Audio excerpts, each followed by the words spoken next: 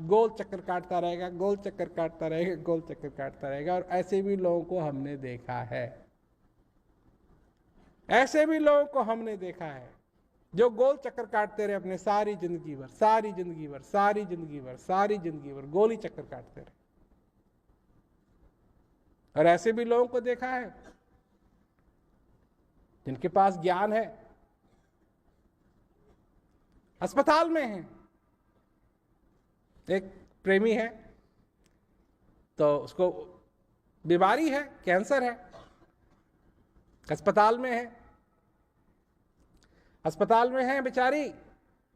और लोग जब उसको देखने के लिए आते हैं, डॉक्टर आते हैं, तो वो इतनी खुश रहती है हमेशा कि वो उससे पूछने लगे मसला क्या है,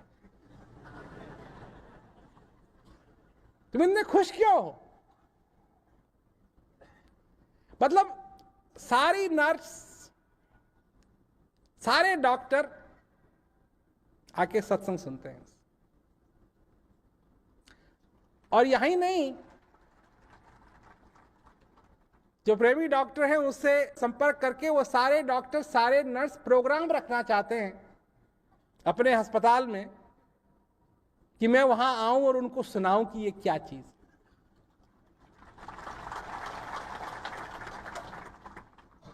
एक वो जो सिर्फ आ और ऊ कह करके गया क्या क्या अधूरा रह गया, सिर्फ इसी की लिस्ट, इसी का पर्चा उसके हाथ में, ये भी नहीं हुआ, ये भी नहीं हुआ, ये भी नहीं हुआ, ये भी नहीं हुआ। और एक वो जिसको मालूम है क्या हो रहा है, और क्या हो रहा है उसके बावजूद भी उसकी जिंदगी के अंदर ऐसी खुशी बसी हुई है। ये ज्ञान का चमत्कार है, ये उस परमानंद का चमत्कार है। क्यों कि अगर मनुष्य की प्रकृति देखी जाए तो सचमुच में वही प्रकृति है कि जब ऐसा समय आता है तो मनुष्य को दुख होता है, खुश नहीं होना चाहिए।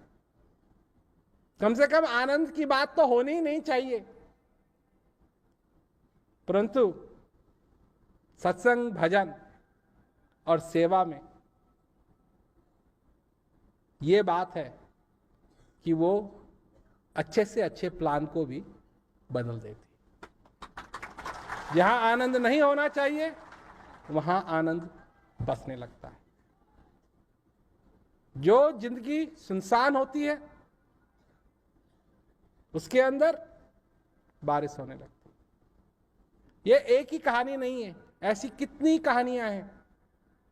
और ये कहानी नहीं है, ये तो सच हुई हुई घटनाएं हैं। और एक ही जगह नहीं, जगह जगह, जगह जगह। अगर असली में चमत्कार है तो वो चमत्कार है कि अंधेरी दुनिया के अंदर, अंधेरी जिंदगी के अंदर प्रकाश हो गया। यह है चमत्कार। क्योंकि इस संसार के अंदर, जीवन के अंदर अंधेरा हो जाता है तो अंधेरा ही रहता है। और चाहे जितने भी दीपक जलाओ, अंधेरा का अंधेरा ही रहता है। ऐसा अंधेरा है, अज्ञानता का जो अंधेरा है वो ऐसा अंधेरा है कि उसमें दीपक जलाओ तो वो